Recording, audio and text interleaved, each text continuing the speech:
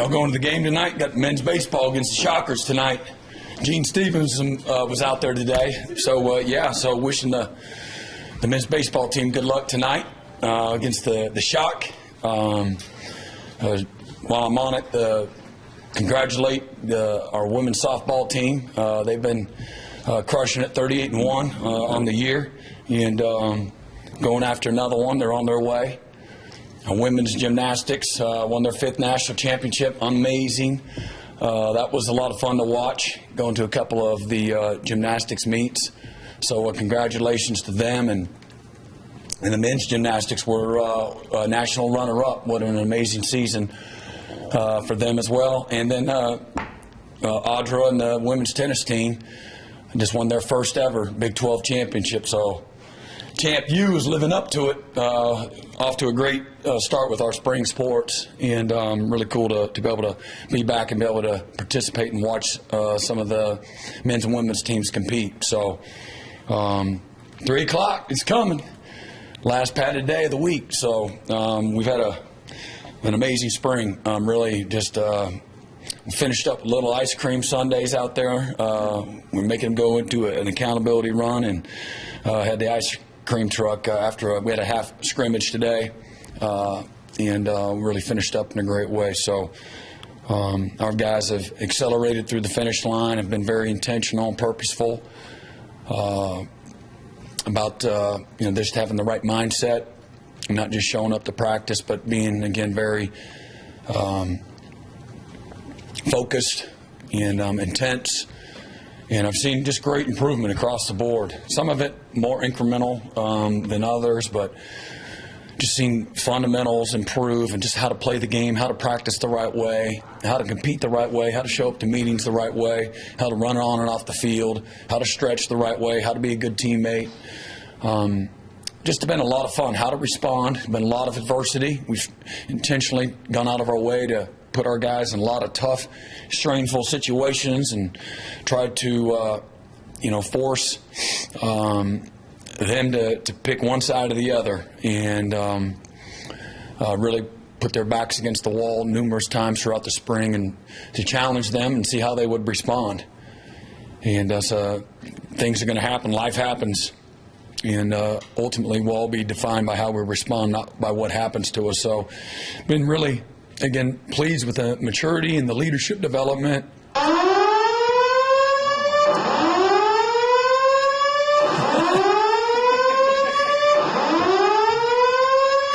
Attention. An emergency has been reported. All occupants walk to the nearest stairway exit and walk down to your assigned re-entry floor or main lobby. I'm ready to wait this one out if y'all are. Walk to the nearest stairway. Do not use the elevator. Walk to the nearest stairway. Brent, can you pick it up right? Attention. I think that siren's getting ready to go back off. Has been reported. All occupants walk to the nearest stairway exit and walk down to your assigned re-entry floor or main lobby. Do not use the elevator. Walk to the nearest stairway. Do not use the elevator. Walk to the nearest stairway. Attention. You guys want to? Attention. We got the area out there if y'all want. Can we do it outside? Occupants walk to the nearest stairway exit and walk down to your assigned re-entry floor or main lobby. Do not use the elevator. Walk to the nearest stairway. Do not use the elevator. Walk to the nearest stairway.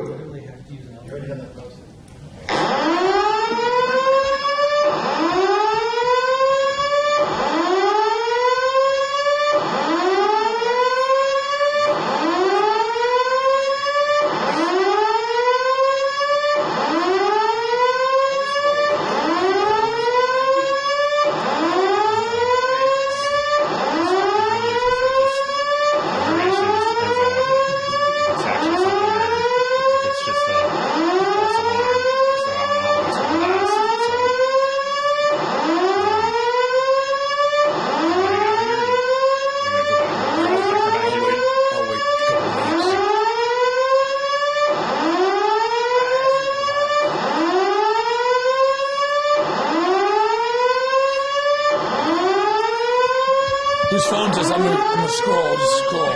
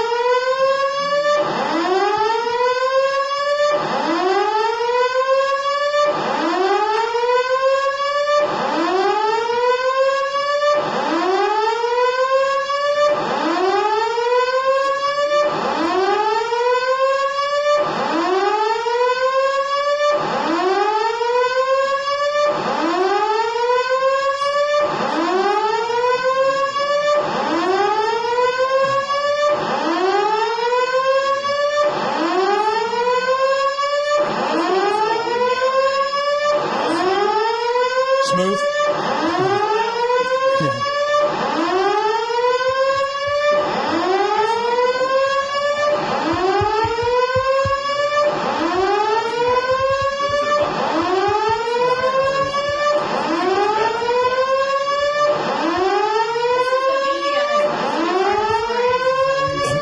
Media adversity. Find out who really wants to be here.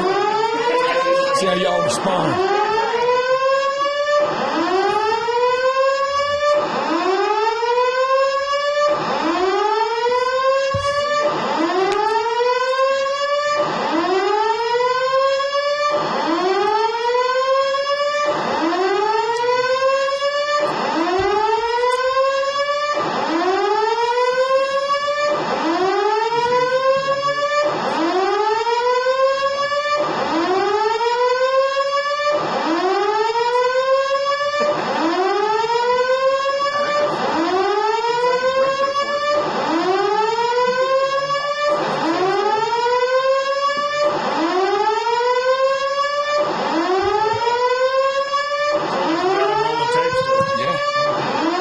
Trying to decipher that.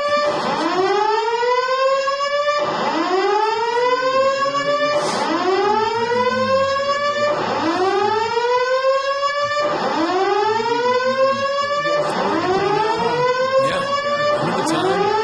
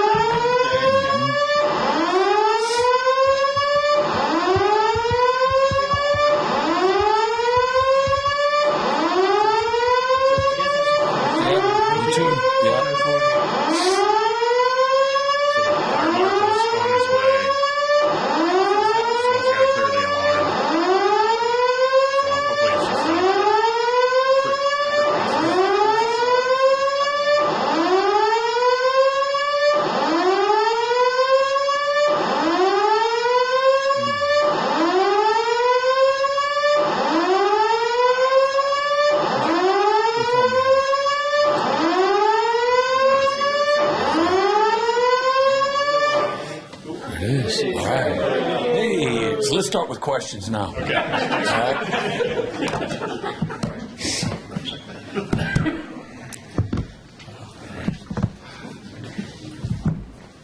All right, we'll go to questions. We'll start with Jesse Crittenden, Norman Transcript. Hey, Brent. You too. I just want to ask, you've been a part of a lot of spring games. Heading into this weekend, just as a head coach, how does that change how you kind of, what you're looking for from a spring game, and just generally, how do you determine a successful spring game? Well, I mean, first of all, you know, we get a chance because the way college football's set up, we don't have like a preseason, and you have your inter-squad scrimmages in an empty stadium on an empty practice field. And so this is your first opportunity to really have a game simulation with, you know, a great crowd, expecting a great crowd, and just a game day type of an environment so our guys can get on the field, coaches can get off the field, and we can show what we can do. You know, you learn a lot when you're put out there, and you got make a lot of decisions on your own. You manage the game on both sides of the ball and play within the rules, and just sometimes you get exposed through that game day simulation, and just find out where we are. You have a good feel going into the game where we're at, but again, this is just another opportunity for us to go out and compete in a game-like situation and see how our guys respond. But you want to see all the things that you've been demanding all spring. You want to see those things show up. How we play, how we compete, how we run on and off the field, play within the rules, doing the little things right, and, stance, alignment, assignment key, your fundamentals, protecting the football, no blown assignments, no turnovers, and on the other side of the ball, playing aggressive, playing physical, pursuing to the ball with, again, violence, and making plays when you get an opportunity on both sides of the ball. No big play bust, and being able to, again, manage the way the coaches on both sidelines want to manage the game, and so the players being able to go out there and execute at a high level. So that kind of covers the gamut, and obviously you want to stay healthy through it. So we're going to split the squad up. Again, we're going to have a red and white team, and Dylan will play a little bit of quarterback for both sides, but otherwise we're going to split it evenly, coaches as well.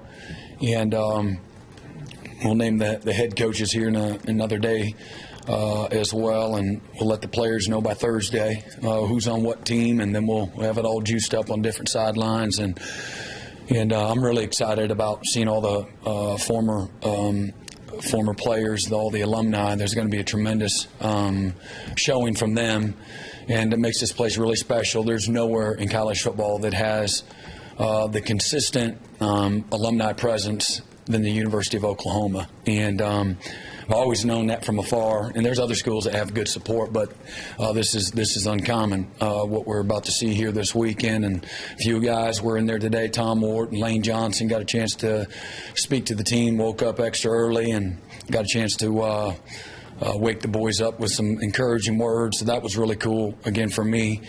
And then this weekend is going to be filled with that. So we'll get those guys, as many of them as want to. We'll split them up too, put them on opposite sidelines. Unfortunately, many of them can't play for us, but it'll be a great day, for us. I mean, what I challenged the fans before, and I meant every bit of it, but we have an opportunity every time we compete, and really every sport on this campus does, to create an amazing home field advantage. And you can win games that way, where you take the game over, the crowd takes the game over, and you take the life out of the opponent. And you make it hard for them to manage and communicate.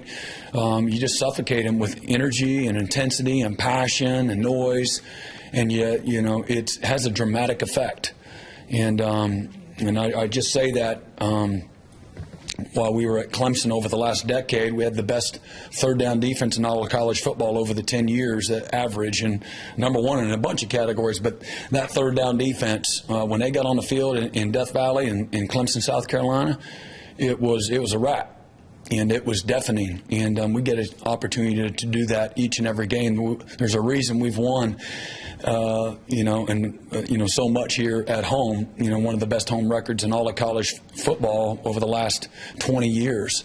And the crowd has been a big part of that, but we're trying to take it to another level. We're trying to take this program from good to great, and that's a big step. And it takes a lot of intention and a lot of purpose to get that. You don't just, again, I tell the guys all the time, we're getting ready to go to practice number 13. And so we get to show up, again, with purpose. And you can go through the motions all you want. Most people go through life, they just go through the motions.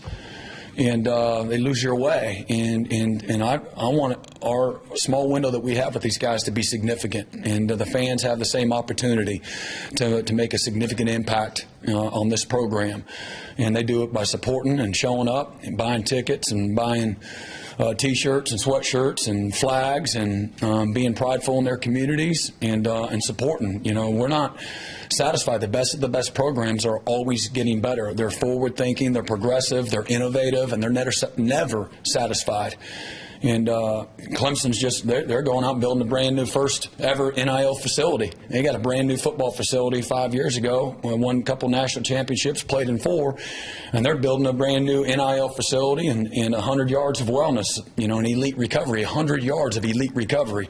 That's cryotherapy, that's infrared beds, that's hyperbaric chambers, that's the massage therapy, all the things that are great. And I say that because that's very focused on the players. And this game, what I do, I wouldn't be able to do it without the players. Former players, current players, what we do is for the players. And I told you before, my decision making, my filter for making decisions is always about what's best for the players.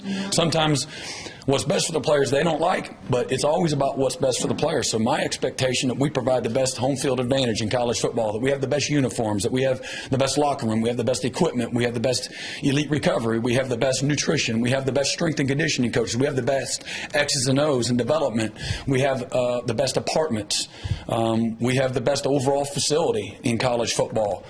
And the only way you stay there, the only way you stay there is by being progressive and innovative, hungry and never satisfied. And as a program, just like I told them this morning, we're not entitled to have a great practice today. We're not entitled to have a great team this year. We're not entitled to win. This program is not entitled to win.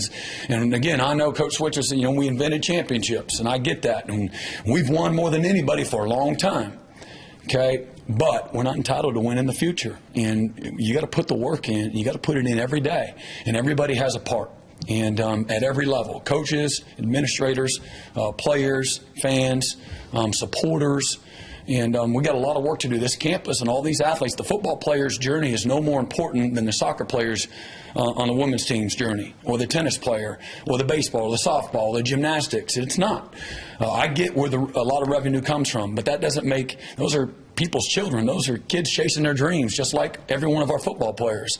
You have to have a genuine appreciation for everybody's role in this university. One university, one body, many parts. No one part more important than the others. And so for us, we want to do our part too. We've got a standard of excellence that we've got to live up to each and every week, each and every day. When we show up to this building, the Barry Switzer Center. I'll walk past Wilkinson and Switzer and Stoops every day. That's what it looks like. And we're going to push for that every single day.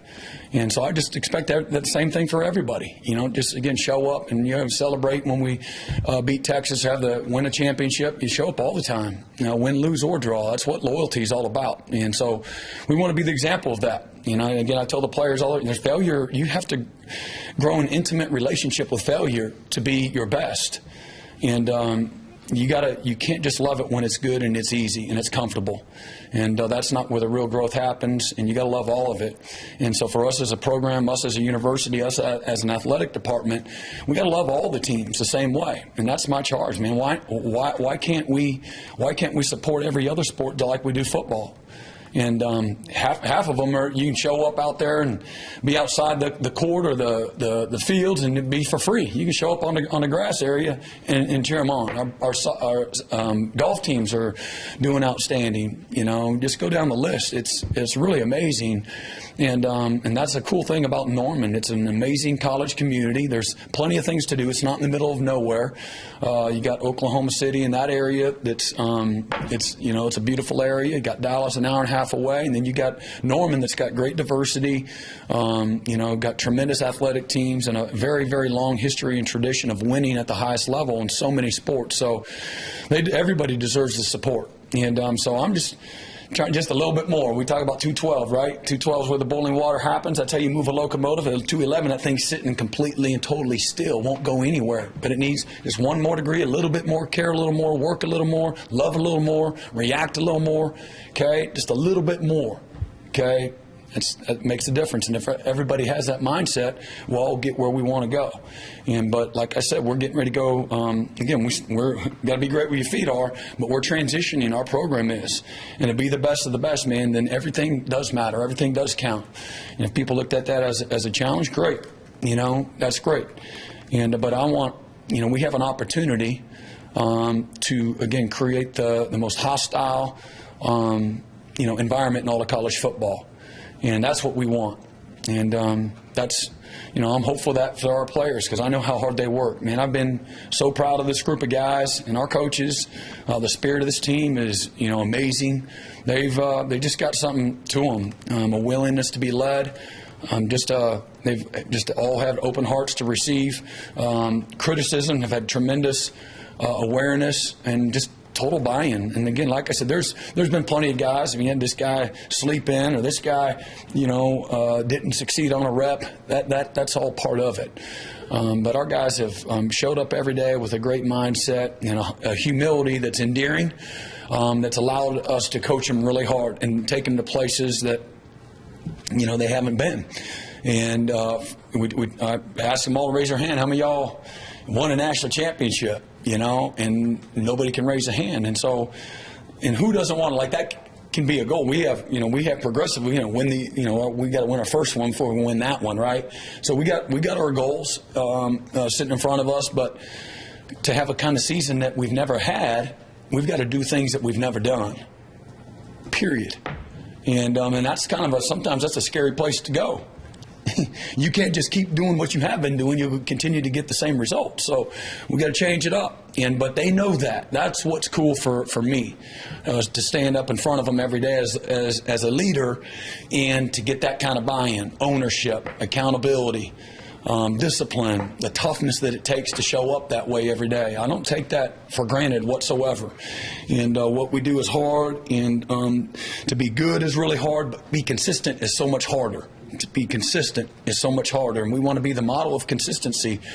But we really do intentionally are trying to take this again from where we've been, good, okay, to great.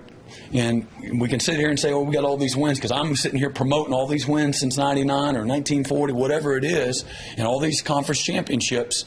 But right now, where I see us, we've been really good in trying to go to great, and that's a huge step. It's not that much from there to there, but it's a big step. And to me, greatness is also sustainability and just longevity. But that's the elite of the elite of the elite. And as much as anything, it's how we do what we do. That's part of being elite and having an expectation of success. Expect to be successful, but it's also a choice, and we got to make those decisions. And so we're trying to help our guys grow up, think the right way. There's a lot of distractions out there, and so we're really trying to get them to learn the value of focus and being great where their feet are, and focus on you learn from your past and you grow from your past wins and losses, success and failure, but it's always about how you respond. And so again, our guys have been really, really good. So I'm really proud of the work that they've put in. We got a long way to go, a lot of work ahead of us. Going from finishing up the spring ball to the summer first finals, and then a bunch of them are doing micro internships and doing a service trip, and then have an opportunity to come back here this summer and really get after it with the addition of some more newcomers. So. Go right in front of you, Ryan Aber, Oklahoma. Brent, you talked about it in the general sense with a lot of that, but specifically talking about the spring game on Saturday, why is the fan element so important to you? Well, I think the players feed off of that. And again, if we expect to grow this program, that's part of it. The fan experience is, I'm relationship driven. This program is relationship driven. This is not a transactional program. This is about relationships. And so touchy-feely, having, the fans that have your back, that have some loyalty, that have an appreciation. That's my hope, is that our fans, I get this word expectation. That's fine. Okay, but I'm really looking for appreciation. But you got to earn that. We got to earn that. The coaches, the players, got to earn appreciation. And to me, some people, they overlap those things together, and I don't really look at it like that. I think appreciation and expectations are two different things. And to me, that's what the fans being there, every seat covered, every patch of grass covered, every ticket sold. I think that shows appreciation. It's one thing to say it, and it's another thing to do it. And to me, I'm looking for doers. I'm looking for doers in that locker room. I'm looking for doers that support this program. I can promise you, I'm going to be the first in line to do, and not be a taker. You know, I'm looking for doers. And so that's what that is, you know. And I want to sell that, you know, recruits and their families and our own players and their families, you know, they notice that, you know, they're human, you know, they pay attention. And, you know, passion comes from love. And so if you love the Sooners, man, be passionate about it. And you can't love and hate it, right? You love it. And you got to love all of it. You can't hate it and boo it, right? And you love it. You're passionate about it, and that's just what you have. It's an intimate relationship, man. I love my team no matter what. And again, there's a responsibility on our side of it, man, that we're committed. And in everything that we do, we represent the university the right way. Man, we chase and cover the ball the right way. We play passionate. We play relentless. We play physical. We play violent. We play for each other. And represent, again, the right way, with class, with toughness, with respect.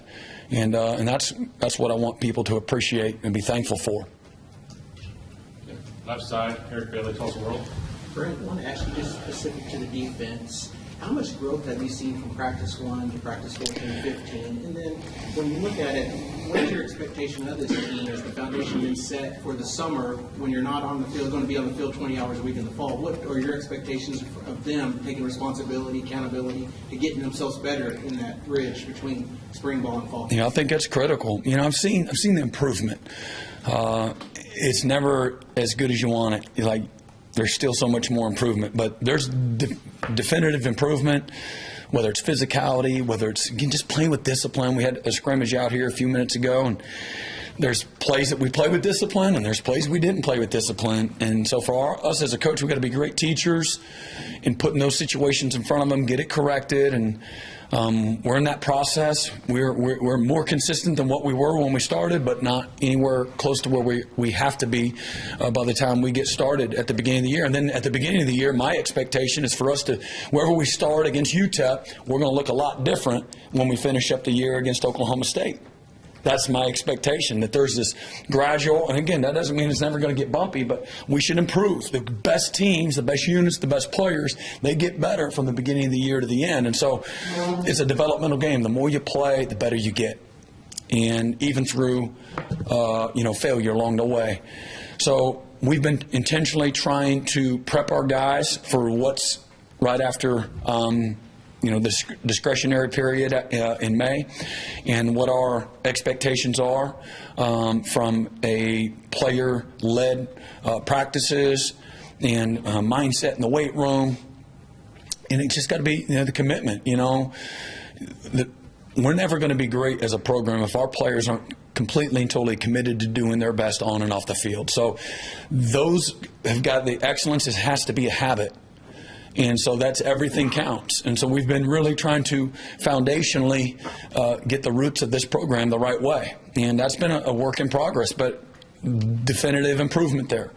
And we've built a foundation. We got to continue to build it. We got to get that right first. And everything else, if the program is the tree, you judge a tree by its fruit. Well, that'll come in due time, but we're not ready for that yet. And so we just keep working on this foundation. And so developing leadership, developing accountability, ownership, really understanding what excellence looks like when the coaches aren't there. And we got good leadership. Our guys, again, so far, they're shaking their head. They're doing the right things. You walked in that locker room in an hour, my expectation, that thing's going to be spotless. And, it's always the little things, doing the little things the right way. And I'm taking pride. Even when nobody's watching. And again, that's how we want to be defined. So, again, I can't really answer. We'll have to see if our guys have the right kind of leadership, the right kind of maturity, the right kind of commitment. That is the expectation, but we don't take it for granted. So every coach, on this staff has had a role in trying to prep and develop these guys and prepare them for the next phase, going here into the summer and what the workouts and again, the leaders, great leaders, man, they're going to be hungry. The best of the best are hungry. The best of the best are driven. The best of the best have a Zoom focus. The best of the best are self-starters. They show up, early, they stay late. And so that's what the hope is that our guys have really bought into what we do and how we do what we do. And then they'll take the ownership when we can't do it. I think that's where programs separate. Is the true separation comes through the preparation, and it's in those lulls too, where you're outworking people, and you're making progress as a program. You're not just showing up to mandatory workouts. Man, you're putting in a lot of time on your own. That's the only way you're going to be great. And we talk about all the time doing the hard, dirty work in the dark when the stands are empty. That's when we can separate from our opponent. So there's got to be real commitment, and guys got to love getting dirty. And so hopefully that'll take place. But we're going to starting on Monday. I'll meet with every guy on the team, and our coaches are doing exit meetings. They've already started those with the players, and then I'll get a chance to meet with everybody over the next few weeks right after the spring game and have some of those same kind of talks. And again, to me, you develop that in your locker room, but then you recruit to that, and that's why you just don't throw a big old net in the middle of the ocean and you pull it in, and that's your recruiting model. And I got a bass, I got a carp, I got a redfish, I got a tilapia, I got a catfish. You got to be intentional. You're going to go get a catfish, and you take the stink bait, and you go into, whatever river. What's a good river? Is it Missouri River, Red River? What's a river right around Canadian River? You get one of them holes, you put the stink bait in there, you go get a catfish if that's what you're looking for. But be intentional when you're recruiting. So I want to find guys that are committed. They love it. They're committed. You can't throw them out of the building quick enough. These guys they love it. They're gym rats, and so that you can't just see that off of a highlight tape or a bio sheet on rivals.com or whatever. So it takes a little while to figure that out. And to me, that's got to be the glue to your whole locker room. That's got to be a foundational piece to who you are. Blue collar work ethic, guys that love it, guys that are committed, and you can go right down the list. But I had three of them talk in front of the team: Dan Cody, Dusty Dvorak, and Teddy Lehman, Tom Wart, and Lane Johnson. Some dudes right there, dudes. And every one of them will tell you all the adversity they went through during their careers. And that's such a cool thing for a coach, is to be on a small part of that journey and watching them mature. Every one of them had some dark, dirty moments down in the valley, but they also had some mountaintop experiences. And really it's all of that. It's everything in between those moments that make the journey what it is and help develop you into the men that they become. So but those are dudes right there that we're looking for, that kind of DNA. When we get that right, and you recruit to that, and you develop the ones that are there, you create buy-in, you appeal to their voice of reason. And that's why we've created this village here, have this village mentality. I'm just one person. I can't do it alone, but I've also intentionally hired everybody in this program to take the vision of the program, to understand the values of the program, to reinforce those every single day. And that's where we got to start, and that's where we got to finish every single day. And when we do that, those things there, although I'll never take it for granted, but those things right there inherently are a lot easier. When you go on vacation, you take a week off, those things are getting taken care of. And so you just can't just snap your fingers and expect that to happen. But develop that kind of foundation, it takes time. Sometimes it's painful. Sometimes it takes less than others. And so we'll see where we're at. We'll see what type of buy-in, what type of commitment our guys really truly have. And we'll see if they say they're going to be about it. We're about to find out. Thanks, Brent. Mm-hmm. Bob Prisbillo, Center School. Yeah, Brent, another big part this weekend, of course, is the unveiling of the Baker Mayfield statue. What do you remember going against him in the Orange Bowl, watching his career? Have you been able to build any relationship with him? We've seen each other. We saw each other at a UFC fight. Every time I've seen him on the field, we've played him, and I saw him somewhere else too. But I've got great respect for Baker Mayfield, man. He's a tenacious competitor. He's a leader of men. He's done he plays with passion and toughness and makes people around him better. I love his story. Everybody sees the glory, but there's a story behind him, and of course, Sooners know that. But just an amazing story. This guy just shows up. You hear Bob Stoops tell it. I'm not sure if I'm sure you've asked him, but guy just kind of showed. It was like I heard this guy named Mayfield from Tech might be here today. He's Mayfield somewhere in here. It's like you knocked him down in Walmart, you wouldn't know who he is. He just looks like a jag, just a guy, right? And he's one of the best players to play the game. And you get a statue at Oklahoma, man, you're a dude. So. Pretty cool, but I love how he competed, And to me, my mindset as somebody going against you got to cut the head off that snake. Because that cat right there, you can't, we're going to take these other guys. We got to take away Shepard or the backs. No, Mayfield's the guy. And to me, he fueled the whole entire program every single week, both sides of the ball. He had that type of charisma and toughness and leadership to him. And so, boy, what a great one. That's going to be an honor to be the fly on the wall, this weekend for that. Don Hoover, SI Sooners. Brent, you have a push with the recruiting this week. Obviously, it's a huge weekend for you guys. What I'm wondering is, on a national scale, there's not a lot of superpower programs that have a high amount of commits at this stage of the 23 class. Is that part and parcel of catching up from COVID, evaluations? Is it part and parcel of the transfer portal, changing the way you guys look at getting early recruits? How would, just in general, nationally, I saw where Clemson has 3, you guys have 4, and on and on. Yeah, I think it's a little bit of all of the things that you just said. I think because you can do official visits earlier, so so many of the kids are putting off their decision. They're not waiting until December, but they're waiting for maybe more just prior to their senior year. And they're disciplined and committed to waiting for that. For us, we want to be patient in the process. The last thing we want are guys committing and then decommitting, having buyer's remorse. So we want to be sure as well. I think a lot of programs are probably the same. You want to be right come December, or fast forward to next February is when you want to really be right. And so, again, I think the biggest thing is the change in the calendar from a recruiting official visit standpoint, since you can take the visits here this spring and into this early part of the summer, first few weeks into June, and that's what you're going to see. You're going to see an influx by, that third week of June.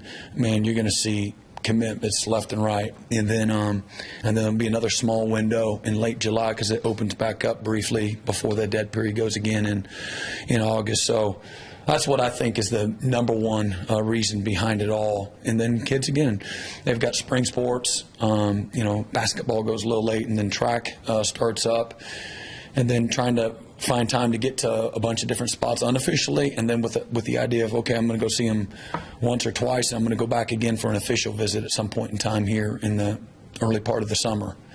And so people just being loyal to that process with the idea, again, early summer. Most high school coaches would say, and most families would say, and we want to get it done before our senior year, but be loyal to that time frame. And again, let's face it, traveling unofficially is not cheap. It's not easy.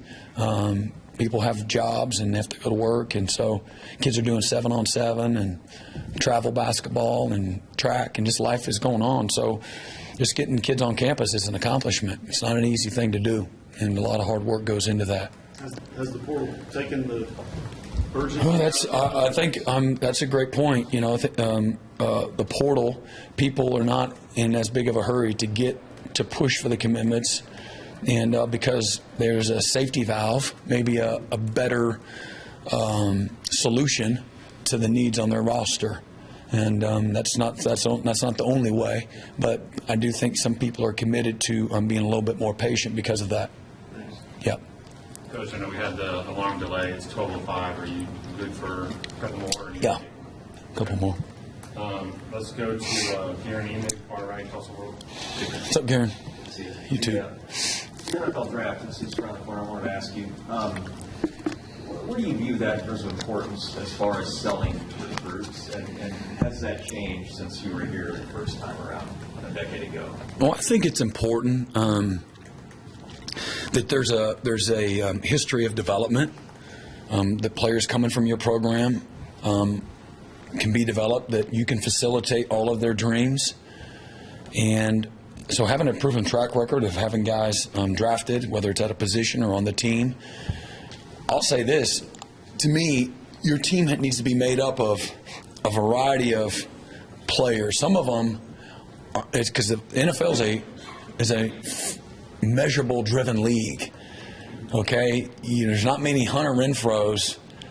Yeah, because that guy can play. Like, it's not like, oh, he looks like that's the guy, that looks like a professor on campus and then plays like a professor and then happens to make it in the NFL. No, he actually, is an amazing player that just doesn't necessarily look the part. But he had to walk onto the NFL or in college and then kind of take a back door. And then, again, he's done the same thing in college. But I use that just as you can still have this amazing team without having all these NFL draft picks and do a great job of getting more out of less, but they're just not going to be NFL players. But they're the best players on your team, even though these other guys might be more quote-unquote talented with their length or their speed, but they don't have the instincts, they don't have the toughness, they don't have the consistency, they don't study the playbook, they skip class, they skip practices or workouts. A lot of those other things, you can win at a really high level with a bunch of blue-collar dudes with a few generational kind of pieces too. All right? And then, but from a developmental standpoint and having a track record, I think we had 11 players at the Combine this year. This might be 14 or 15 straight years of 4+ players drafted at Oklahoma, right? Something like that. It's a great stat. I think it's 13 or 14 straight years that we've had 4+ players drafted, which might be the most in college football. And then certainly while we were at Clemson, I think we might have had the most defensive linemen drafted and a bunch of guys drafted over the last decade. And I think it just gives you credibility that, okay, you get good players, but you still got to coach them. A lot of people get good players, but you got to coach them. And for me as a coach, one of my biggest fears is that my player or my players would underachieve. And nothing more fulfilling from a X's and O coaching development standpoint than seeing your guys over-deliver. Kind of like the parable of oranges, you over-deliver, whatever opportunity you have, you over-deliver, you go above and beyond. And so for a coach, that's a very pleasing place to be, is have your players play above and beyond their ability each and every week. So when you get a talented guy, that's that next challenge is, can I develop him? Can I get him to play at a really high elite level? Because that's not a given. You still have all the same intangibles, things that have nothing to do with talent, like showing up on time, study your playbook, respond the right way, have some toughness, be physical. You can be these great, or know which way to go. Student body, they're doing what they call the Washington Redskins. What would they call that run? They run that counter left or counter right. Counter trade? What is it, student body? Huh? Counter trade? Yeah, counter trade, whatever. But the whole team, right? All them big hogs back in Joe Theismann days, and you just knew where the ball was going, right? Sometimes that's a parent taught you and I, and then the guy goes that way, goes the opposite way, and sometimes that happens. So, that's kind of off subject, but so talent's only part of it. And but the development piece and getting guys prepared for the NFL, it's like I look at Bill Bedenbaugh, man, what an amazing track record this guy has. Not only of, getting some good players, but developing to play at a really high level in college. And then not only do they get a chance to go to the NFL, but they play at a really high level in the NFL. I think #1 center in the NFL, Creed Humphrey, #1 left tackle, was that Trent Williams in PFF ratings, and then Lane Johnson, they were #1. They were both rated #1 in PFF rating. Y'all, the media, y'all should know that. You cover Oklahoma, right? But I think all three of those guys were the #1 NFL players at their position in PFF ratings. What PFF, I really honestly couldn't. Pro Football Focus. See, but I don't need that focus, right? I coach in college, but I've seen the PFF thing, and that's pretty cool. So Bill's done an amazing job, and not only getting his guys to the NFL, but playing at a really elite level once they get there. So anyway, did I answer your question? It's important, is what you're saying.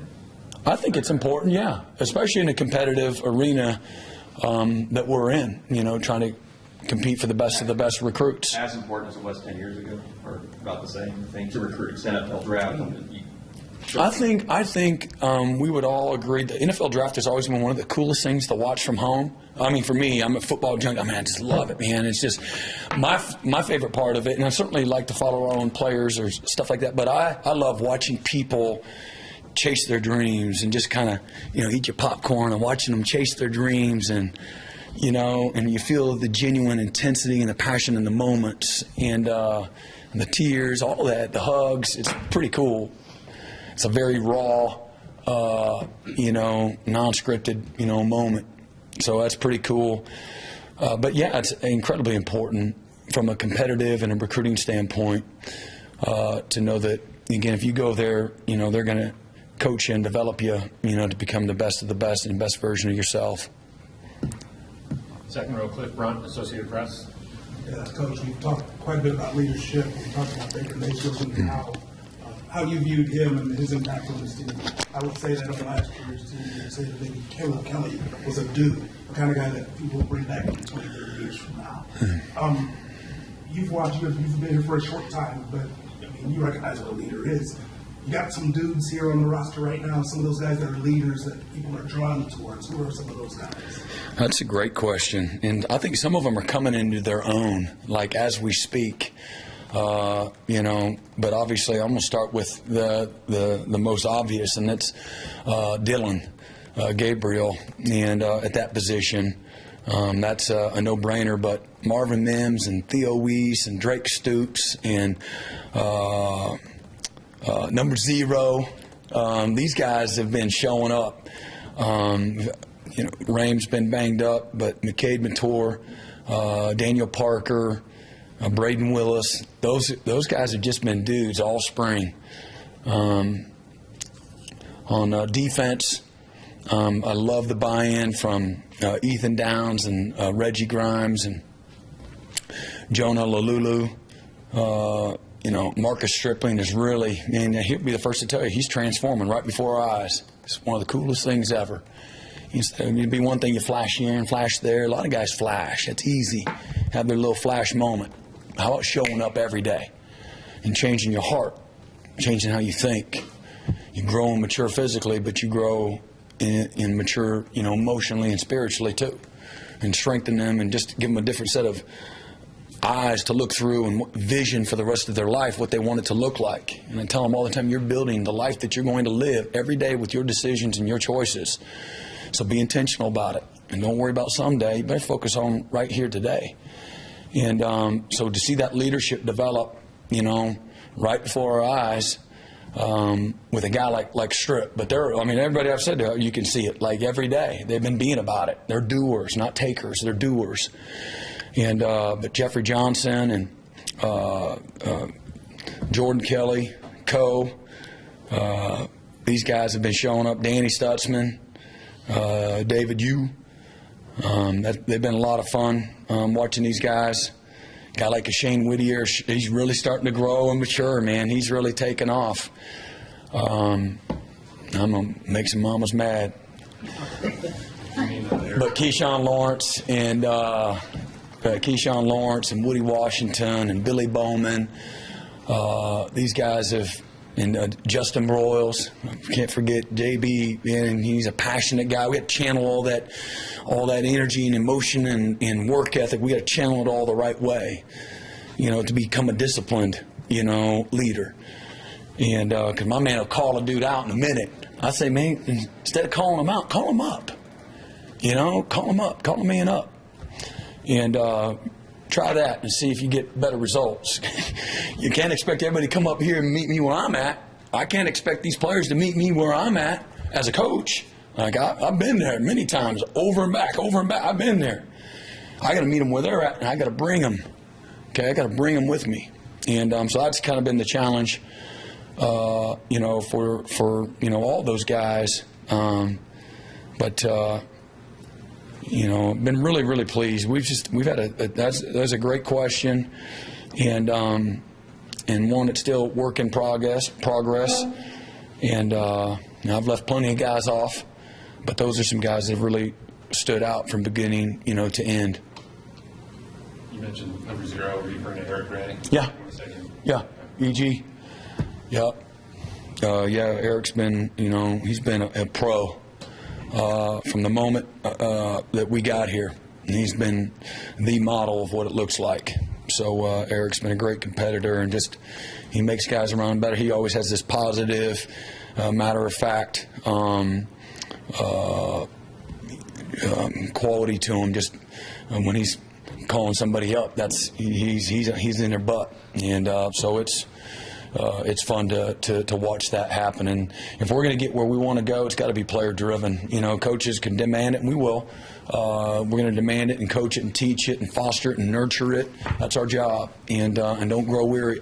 Don't grow weary. But when it's really going to start taking root is when it's player driven, and it's got to be deep player driven, not one or two. And it's got to be deep. And that's when you can weather the storm. And tell them all the time, man, the storm's going to run out of rain, okay? You got to make it through it, though, man, your mindset, your attitude, and how you respond. So I've been real proud of the leadership group, and again, there's a lot more than just that. But we're going to get Coach Bates in, too. Okay, one more. Who's got it? James Hale, far side. Hey, James. You talked a lot about your install, defense, and offense, and things like that. You've got you got 2 more practices left. Have you progressed as far as you want at this particular point? Are you where you're at in that particular regard? You talked to a lot of guys in leadership that have stepped up in things, especially on defense. What do you see on that side of the ball? Yeah, you're never as far along as you want to be. You want to make sure what you do have in that you got that foundationally, you got it down really good. That you're precise, that you're detailed. You guys really understand the ins and the outs. And so everything has its time from a maturation standpoint, and so nothing has happened as fast as you want in any phase of our program, I can promise you. And so that's another phase. I'm pleased with where we're at, but I'm not satisfied with where we're at, and we got to be able to push harder. And but you don't want to cut your nose off to spite your face, and so you just keep installing, and you're putting in 5 or 6 new concepts every single day, and then you're really below average at all of it, instead of getting really good at the foundational things that you really want to stress. And a lot of that's just fundamentals and mindset and physicality and how hard we play, the uncommon effort, doing the little things right and wrong. So we're really trying to establish those things and not try to overwhelm them with schemes and things of that nature. So it's just part of the process, starting over. And we got to get that right, and then that'll have longevity in the long run, where we can and have a foundation that can sustain, and we can add to it as we go. Yep, you bet. All right. Appreciate y'all. See you this week.